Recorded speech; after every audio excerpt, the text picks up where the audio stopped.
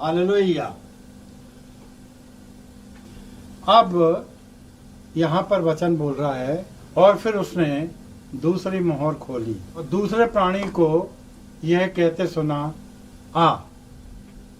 फिर मैंने एक और घोड़े को निकलते देखा जिसका रंग लाल था, जिसको ये अधिकार दिया गया था कि वो मेल उठा ले कि लोग एक दूसरे का वध करें और एक दूसरे पे तलवार चलाए।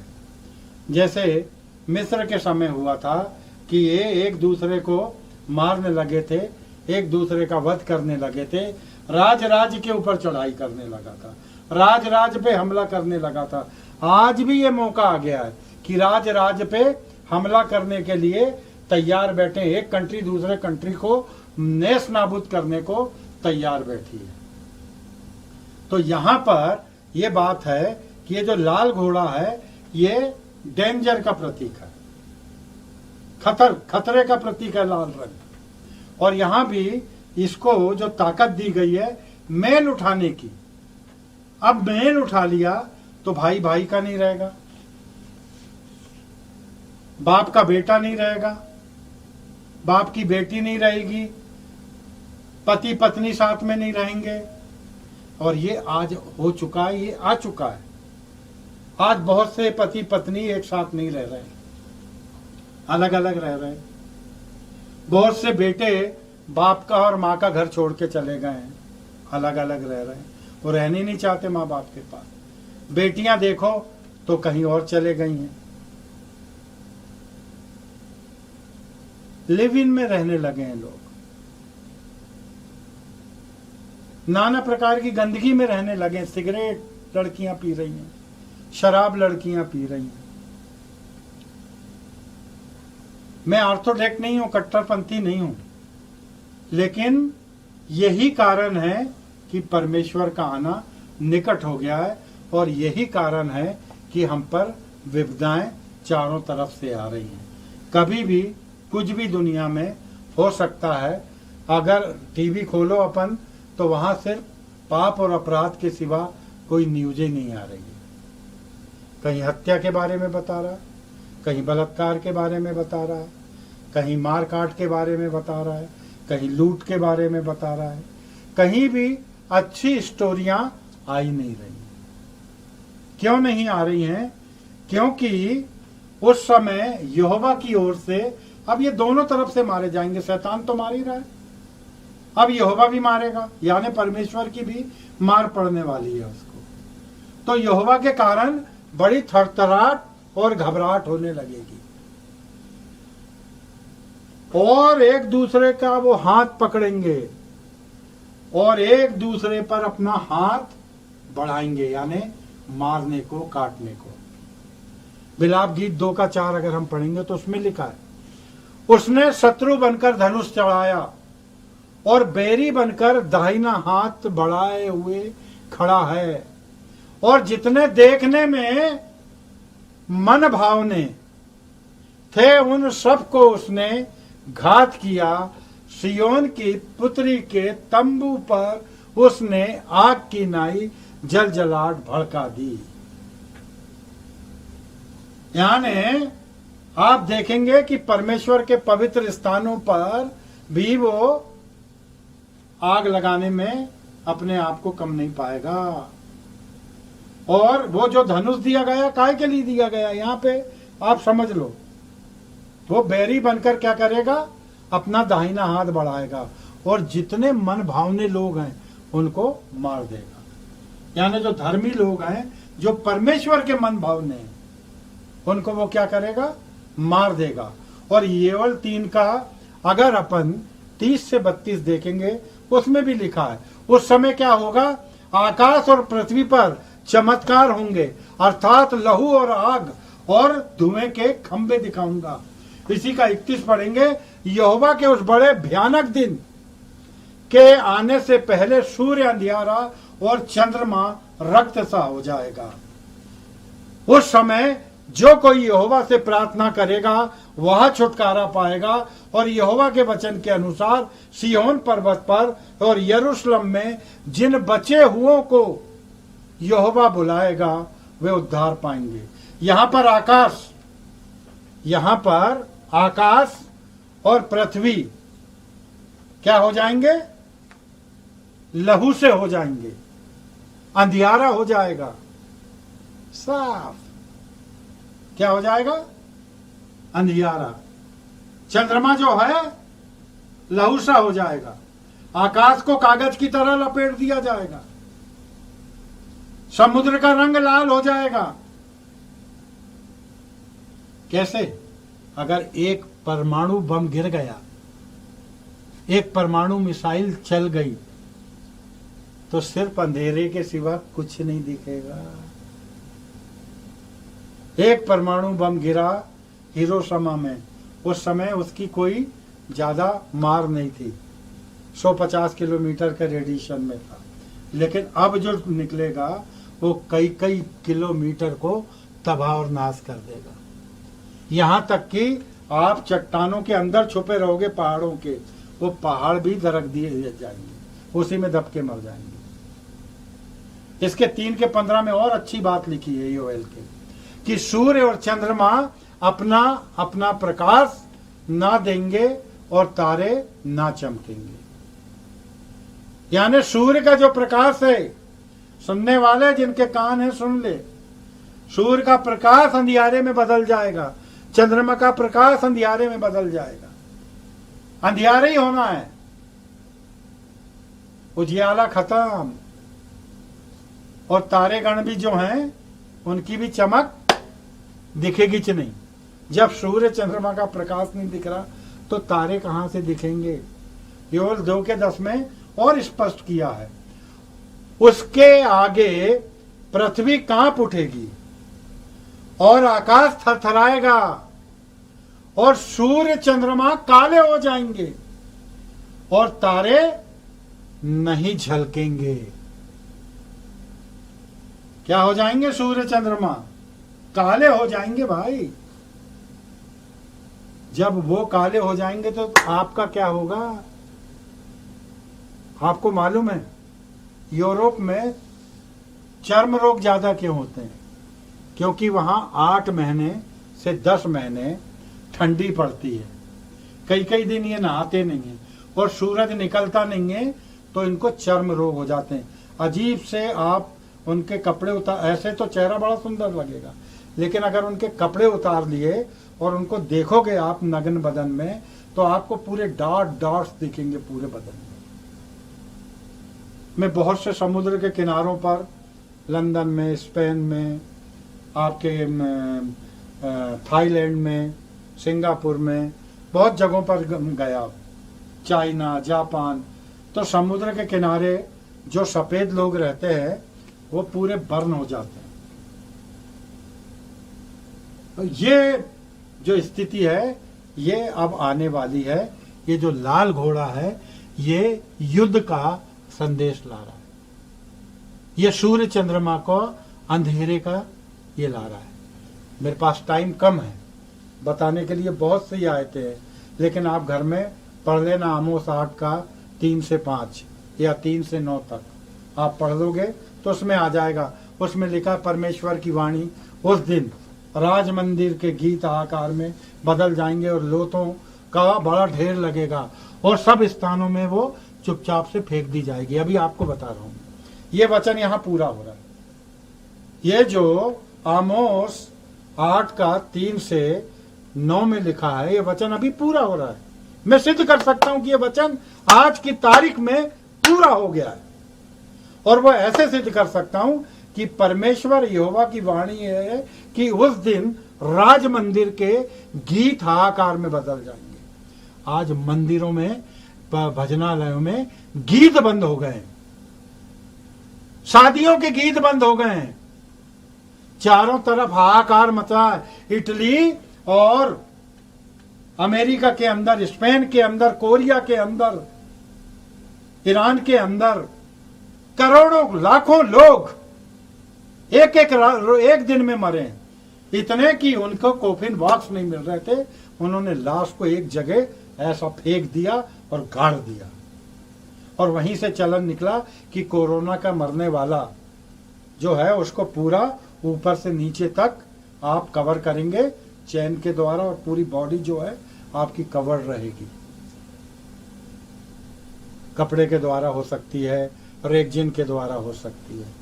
कितनी लाशें, यहाँ जो लिखा है कि यहोवा का ये जो दिन है हाहाकार का दिन आएगा।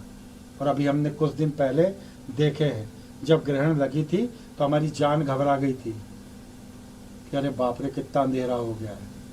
तो इतने से अंधेरे में जब ये हाल है, यहाँ तो सूर्य चंद्रमा ही जो है अंधियारे हो जाएंगे। और परमेश्वर यहोवा की यह वाणी है कि उस समय मैं सूर्य को दोपहर के समय अस्त कर दूंगा। क्या कर दूंगा? दोपहर में ही अस्त कर देगा।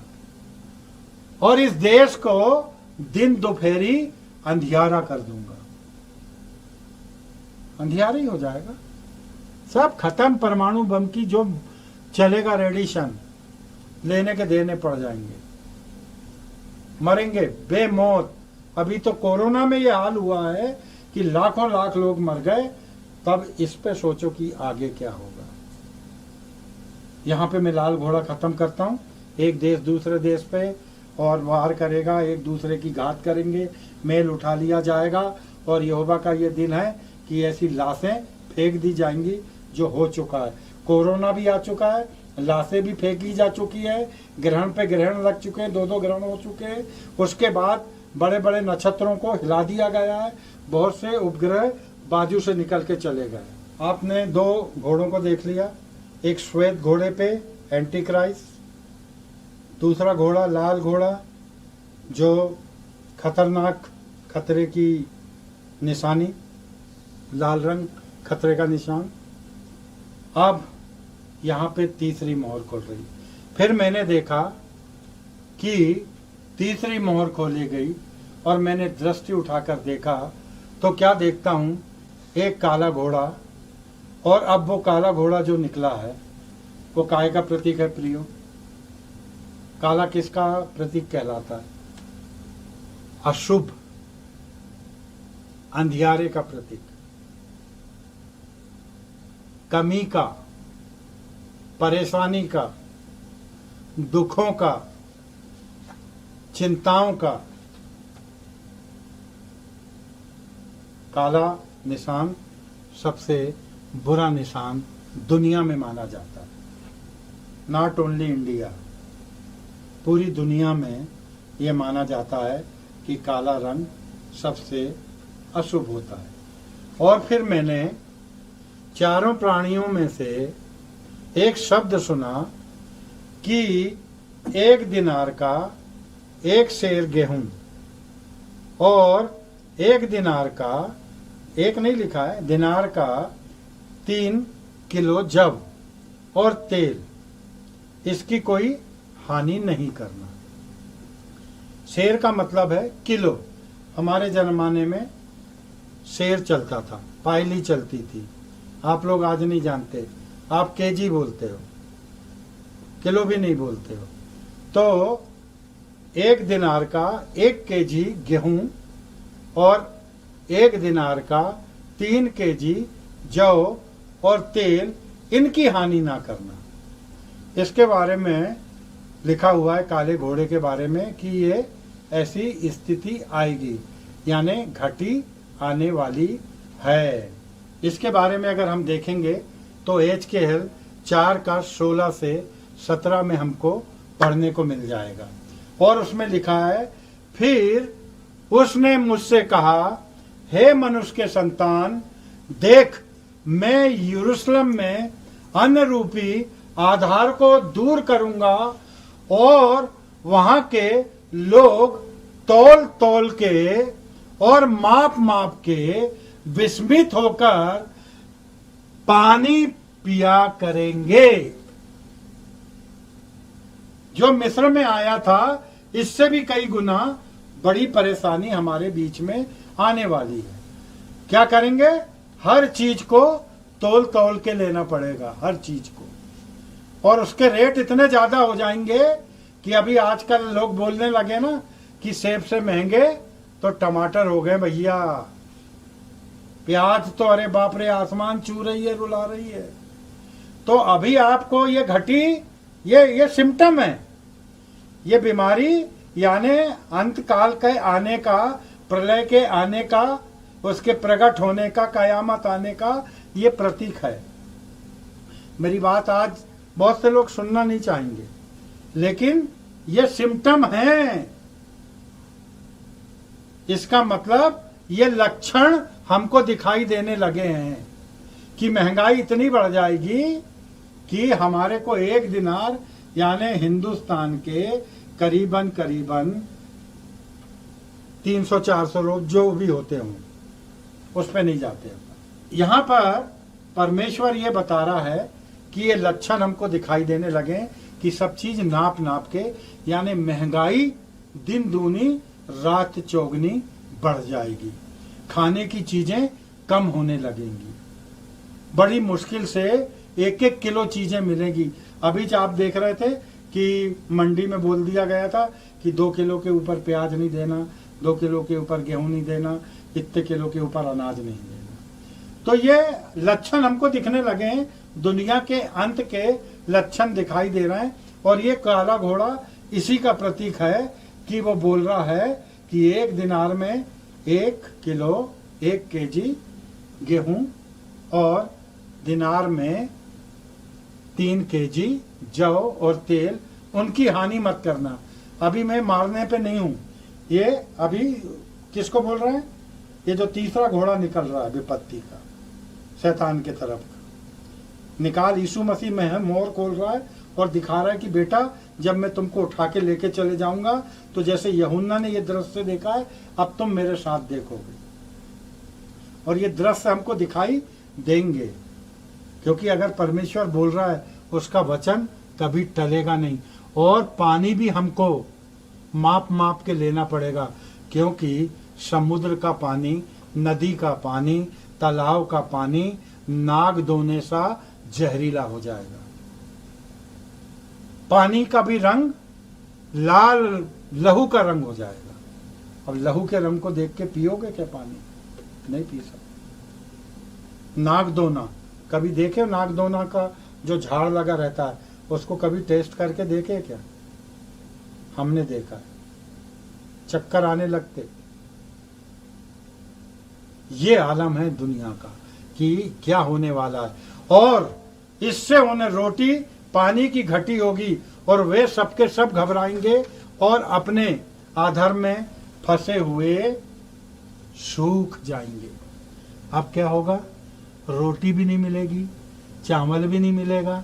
अभी तक मसीह लोग बिरयानी मटन खा रहे हैं अशोक चौक से, बड़ी मुश्किल है प्यारे। जीभ जो है हमारी ना, ये सबसे खतरनाक चीज है।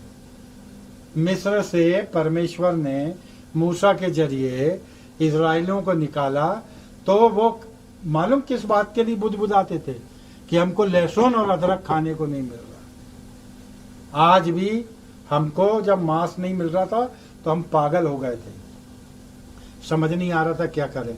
डर के मारे कुछ दिन बड़ी कड़ी और छोटी मोटी चीजें आलू मालू खा लिए, और जैसे ही लॉकडाउन टूटा है फिर से वहीं चालू हो गए। बस डर भर आदमी का निकल जाए, फिर वो उसकी जो मर्जी आए वो करेगा। लेकिन वो ये नहीं सोच रहा कि आने वाले समय में आपको रोटी की भी घटी होगी, अनाज की भी घटी होगी, तेल की भी घटी होगी, जौ और गेहूं की भी घटी होगी, सब्जी भाजी की घटी होगी, सब बातों की घटी होगी। और उन्हें रोटी पानी की घटी होगी और वो सबके सब क्या होंगे? घबरा जाएंगे और सूख जाएंगे। जब कुछ मिलेगा ही नहीं खाने को, तो खाने को नहीं मिलेगा तो शरीर क्या होगा? सूखेगा। थोड़ा थोड़ा पानी चखेंगे और जब तक चखेंगे तब तक बचेंगे, और जिस दिन पानी भी गया, रोटी भी गई, तो हम क्या हो जाएंगे? सूख जाएंगे। सूखी टहनियां देखे ना अपन ने, झाड़ों की सूखी टहनियां कितनी बुरी लगती हैं हरी बहरी टहनियों के बीच में। तो हमारा जीवन भी वैसे ही हो जाना है।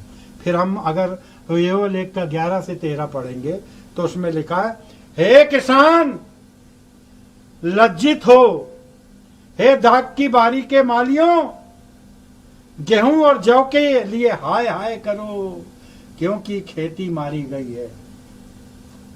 इस बात को भी मैं प्रूव कर रहा हूं आज के तारतम्य से, इन सब चीजों को लिंक कर रहा हूं। इस समय गीला अकाल आया है, पूरी मक्के की फसल बैठ गई, उड़दा बैठ गई, आपकी मूंग बैठ गई, सोयाबीन खत्म, सब्जियां गल गई।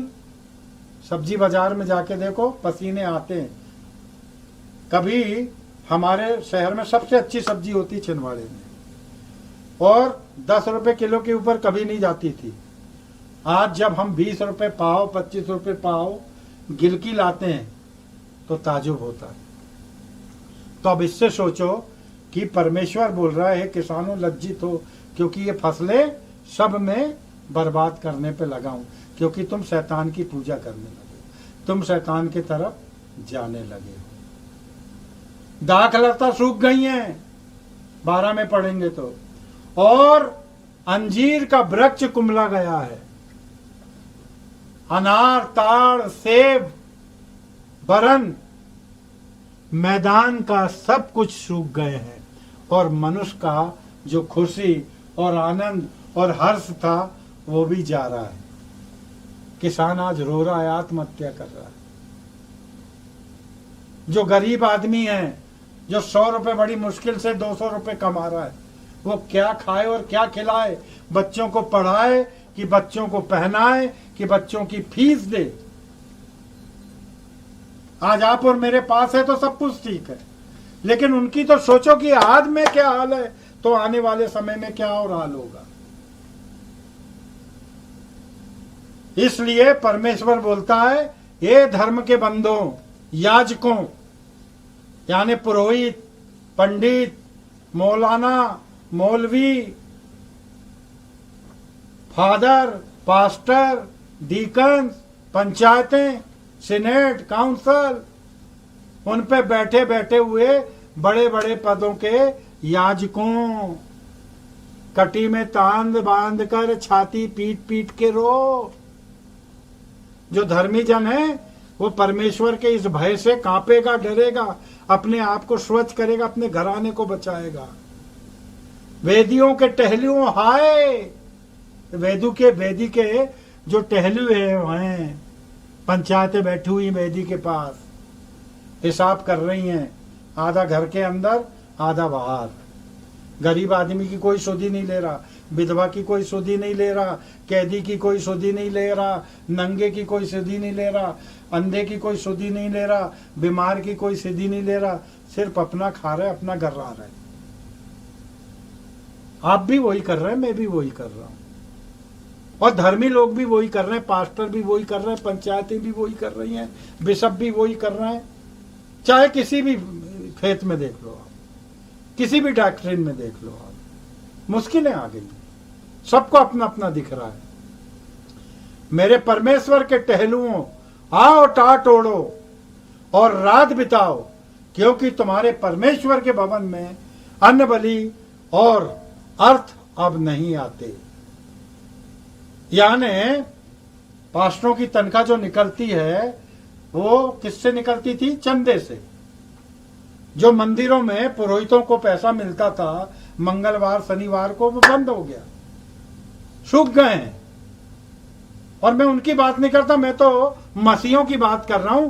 पास्टरों को तनख्वाह देने के लिए पैसे नहीं, वो कैसे निभा रहे हैं? क्योंकि लोग चंदा भी देना नहीं चाह रहे, क्योंकि लोगों को तो मौका मिलना चाहिए नहीं देने का, और ये मौका मिल गया, नहीं दे रहे। नहीं तो पहले सोने की छतरियां, चर्च में बड़ी बड़ी एक से एक चीजें लोग दान करते थे, अब क्यों नहीं कर रहे? अब तो समय है दान करने का। नहीं, इसलिए परमेश्वर बोल रहा है कि मेरे भवन में भी अब ये चीजें नहीं आएंगी, और ये चालू हो गया। मैं सिर्फ अभी लक्षण बता रहा हूं, बीमारी आने की है, लक्षण आ गए, इलाज कर लिया तो ठीक है, नहीं करे तो मरोगे। यर्मिया उसका 6:12-13 वहां पर आपको पढ़ने को मिलेगा, जो परमेश्वर हमारे को बताता है, उन लोगों के घर खेत और स्त्रियां सब औरों की हो जाएंगी, क्योंकि मैं उस देश के रहने वालों पर हाथ बढ़ाऊंगा। यहोवा की यही वाणी है। ये आपको भविष्यवाणियां इस काल के लिए उस जमाने में कर दी गई हैं 2000 साल के पहले से, कि ये ऐसा ऐसा होगा कि तुम्हारी स्त्रियां भी अब भ्रष्ट हो जाएंगी, क्योंकि उनमें छोटे से लेकर बड़े तक सबके सब लालची है, और क्या भविष्यवक्ता और क्या याजक, सबके सब छल से काम करते हैं। यानी ना पास्टरों को छोड़ा जा रहा, ना हम जैसे सुसमाचार वालों को, क्योंकि परमेश्वर जानता ये कैसे है। इसलिए भैया पास्टरों, आपसे भी हाथ जोड़ के प्रार्थना है, क्योंकि बोला है उसने कि याजकों टाट बांध के रो, अपनी कलीसिया की रक्षा करो। आपको अभिषेक इसलिए किया गया है कि आप उनकी भलाई करो, उनके घरों में जाओ, उनको ढाढ़स बंधाओ। सिर्फ अपने ही मत देखो, अपनी स्त्री, अपने बच्चे और अपन खुद नहीं। आपको अब आपकी जिम्मेदारी है कि आप निकलें, पास पड़ोस में जाएं, देखें क्या आलम है, क्योंकि छोटे से बड़े तक जो भी कर रहे हैं छल से काम कर रहे हैं। क्योंकि लिखा है, तेरे अधर्म के कारण मैंने अपना मुंह तुझसे छुपा लिया है, क्योंकि तेरे हाथ हत्या से रंगे हुए हैं। दूध पिए बच्चों की जीभ प्यास के मारे तालू से चिपक गई है। 10 अगर देखेंगे आप तो, और वो अपने हाथों से अपने बच्चों को पकाया करेंगी, और मेरे लोगों के विनाश के समय उनका आहार बन जाएंगे। जीभ के मारे तालू से जीभ चिपक जाएगी। बाल बच्चे रोटी मांगते रहेंगे, परंतु कोई उनको देगा नहीं। छोटे छोटे बच्चे भूखे तो क्या करेंगे, मर जाएंगे। तो हमारी माँ, ये वचन में लिखा, मैं नहीं बोल रहा, वचन में पढ़ लेना, कि हमारी माँ बाप हमारे मांस को पका के खाएंगे, क्योंकि परमेश्वर ने अन्न बलि, मेल बलि, अन्न, जौ, तेल सबको ले लिया। बिलाप गीत 2 का 11 से 12 आखिरी में मैं बहुत ज्यादा लेन देन नहीं करना चाहता, मैं आपको बताना चाहता हूं काले घोड़े के ऊपर से। मेरी आंखें आंसू बहाते बहाते रह गई हैं, और मेरी अतड़ियां ऐंठी जाती हैं, और मेरे लोगों की पुत्री के विनाश के कारण मेरा कलेजा फट गया है, क्योंकि बच्चे, वरन दूध मुहे बच्चे भी नगर के चौकों में मूर्छित हो रहे हैं। वो अपनी माता से रो रो कर कहते हैं, अन्न और दाख मधु कहाँ हैं?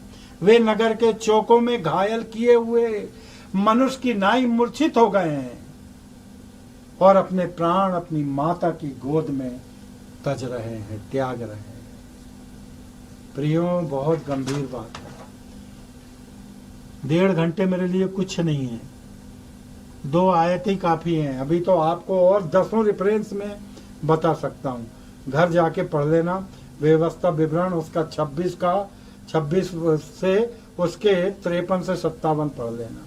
पूरा व्यवस्था विवरण पढ़ लेना 26, आपके होश उड़ जाएंगे।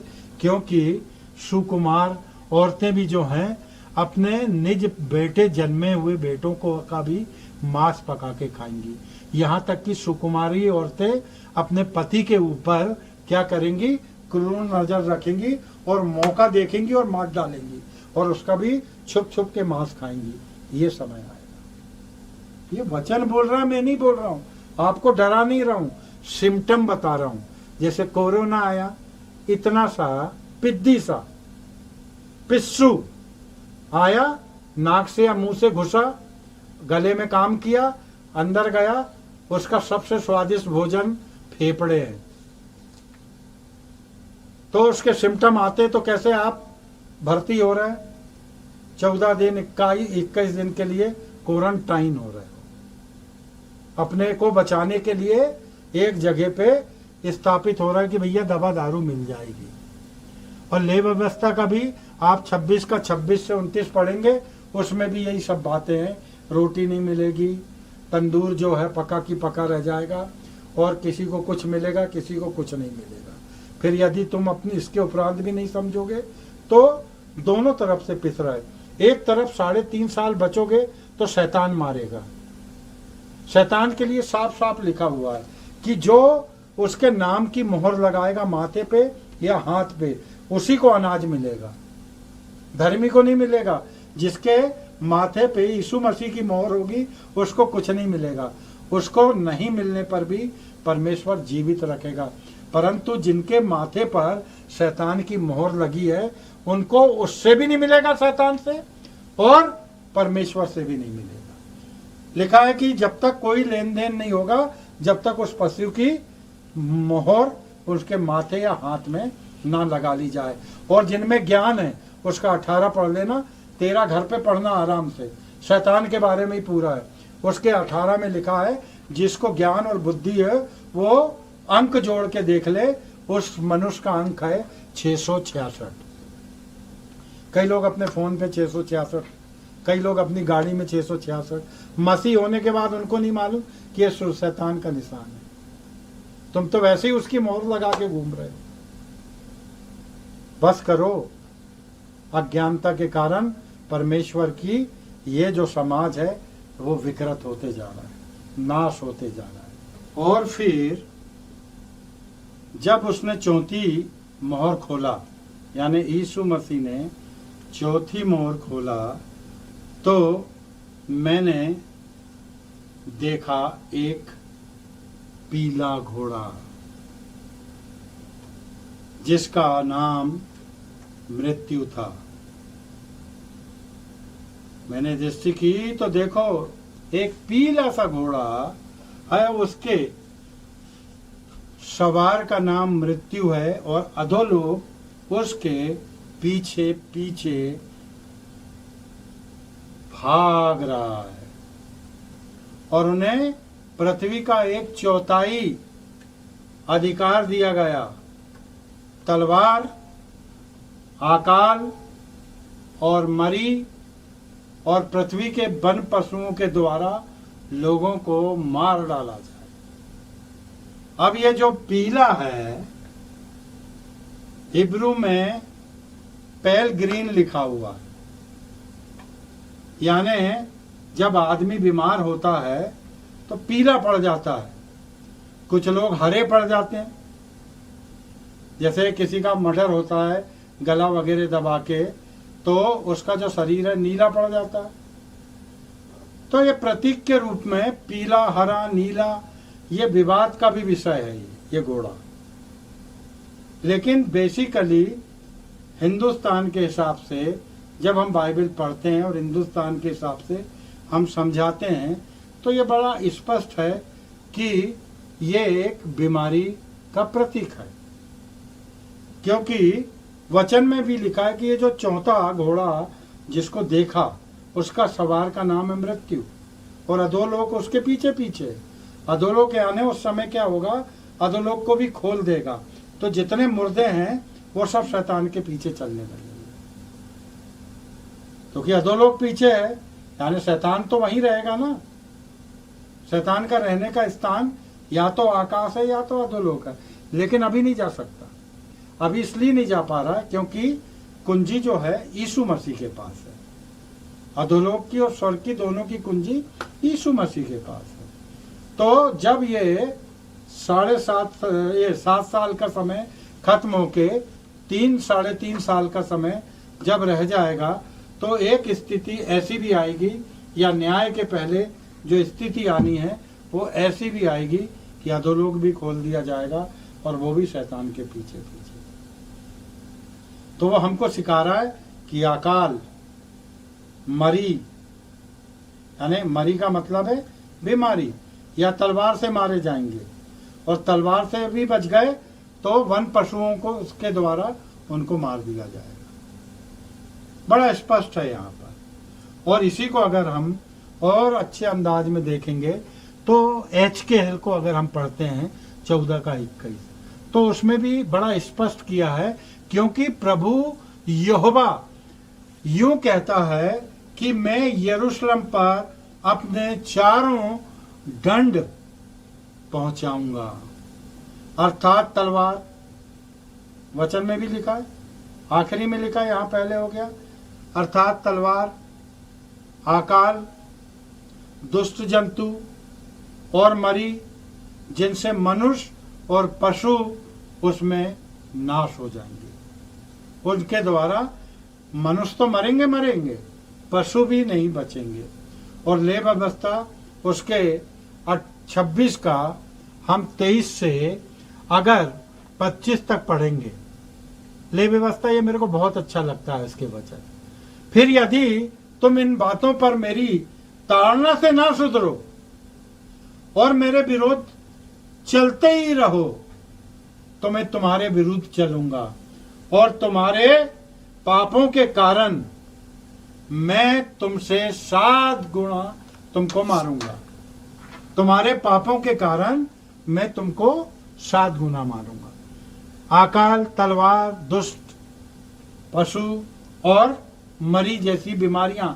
मरी में कई बीमारियां हैं, जैसे संसार ने प्लेग को देखा, एजा प्लेग, जिसको भी टीबी देखा, कैंसर देख रहा है।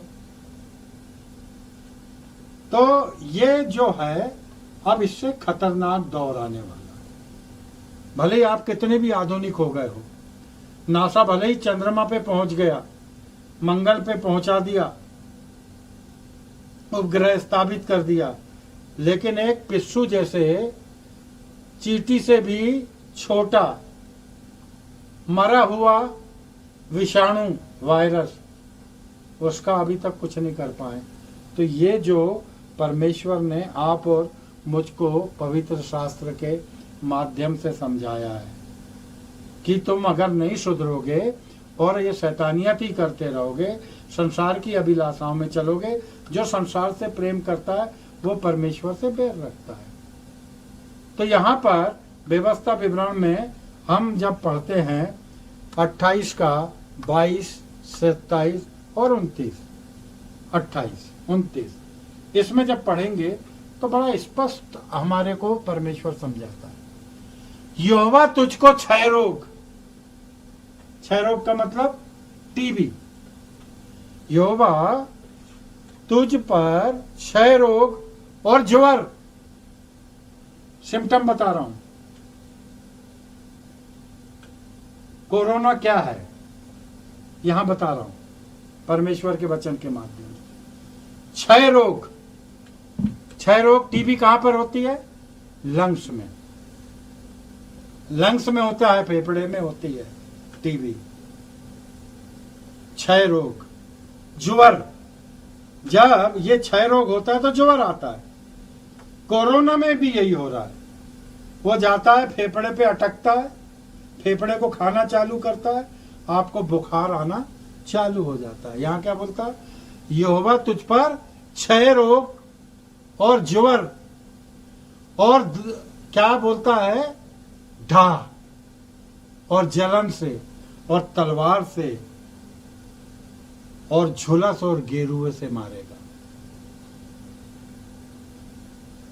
ये तो आप जो क्षय रोग था टीबी, अब वो लेटेस्ट में क्या हो गया? कोरोना हो गया।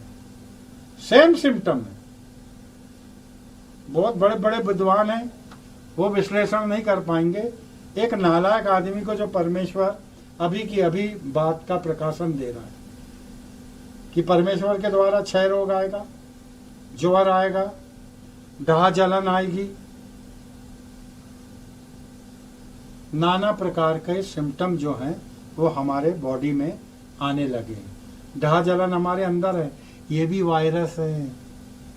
पाप एक सबसे बड़ा वायरस है दुनिया के अंदर, जिसको मनुष्य जीत नहीं पा रहा है। उसके लिए कोई दवाई नहीं है, उसके लिए वचन और प्रार्थना ही है जो इसको तोड़ सकती, बाकी कोई नहीं। इसलिए उस समय तक जो है तेरा पीछा करते रहेंगे जब तक तू सत्यानाश नहीं हो जाएगा। ये ज्वर भी रहेगा, ये क्षय रोग भी रहेगा, ये मरी भी रहेगी, ये गेरुआ बीमारी आ जाएगी, चिट्टे चिट्टे आ जाएंगे। क्यों? क्योंकि आपकी किडनी खराब हो गई। जैसे ही किडनी खराब होती है आपके शरीर में दाने आने लगते हैं, लाल लाल। ये सिम्टम है, ये लक्षण है। कोरोना के भी सेम लक्षण है जो टीबी के लक्षण थे, और उन्हीं दवाओं से वो ठीक हो रहा है।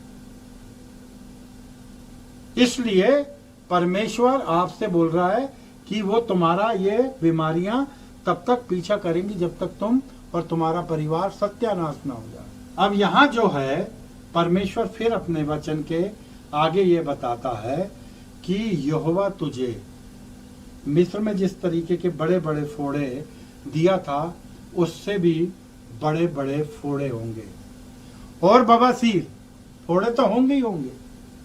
बवासीर ये एक ऐसी बीमारी है जो 60% लोगों को होती है, बहुत से लोगों को मालूम भी नहीं चलती।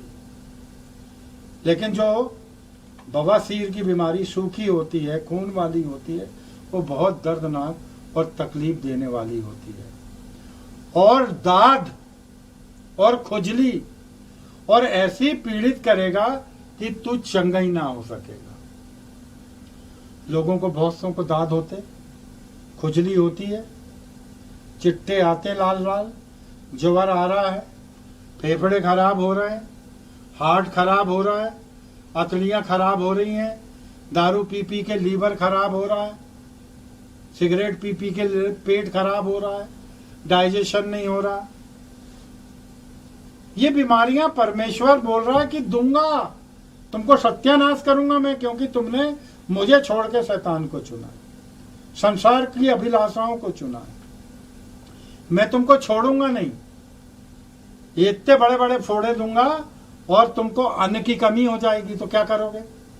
इन्हीं फोड़ों को जो तुम्हारे को ये बड़े बड़े होंगे, समझ लो खरबूजे के जैसे। अब खरबूजे के जैसे अगर आपको फोड़े हैं और भूख लगी तो क्या करोगे? अपनी उंगली डालोगे, फोड़ोगे और वो पीप खाओगे, मवाद खाओगे। ये मैं नहीं कह रहा भाई, ये वचन बोल रहा है ऐसे फोड़े होंगे। अभी तो बहुत से वचन है मेरे पास जिनको मैं सिद्ध कर दूंगा कि फोड़े फोड़ के आपको खाना पड़ेगा। लेकिन परमेश्वर यहां आपको बता रहा है ये जो कोरोना है ये क्षय रोग, ज्वर, दाद, खुजली, बवासीर, नाना प्रकार की बीमारियों के साथ और भयंकर तौर पे आने वाला है। इसलिए तू अपने मन को पवित्र कर, बुराइयों से बच, संसार की अभिलाषाओं से बच। प्रार्थना करेंगे। पवित्र परमेश्वर, आपका धन्यवाद करते हैं आयोजक भाई पास्टर कपिल शर्मा के लिए, एडविन नथानियल जी के लिए धन्यवाद करता हूं परमेश्वर कि इन्होंने अवसर दिया और तेरी कृपा और दया के द्वारा ये वचन बड़े सिद्ध हैं और हमको आगाह करा रहे हैं कि आने वाला समय मरी, अकाल, घटी सब चीजों का नाश करने वाला है। इसलिए मेरे परमेश्वर हमें सद्बुद्धि दे, आत्मिक बुद्धि दे कि हम अपना जीवन पवित्रता में लेके चलें। एक बार फिर भाई एडविन नथानियल और कपिल शर्मा जी को मैं कोटि कोटि धन्यवाद देता हूँ। धन्यवाद देता हूँ इस बात के लिए कि उनने जो काम और जो प्रण किया हुआ है 200 दिन का, परमेश्वर पूरा करे और उनके घराने पर अपने दाहिने हाथ का सामर्थ तेरे दोबारा आने तक बनाए रखे।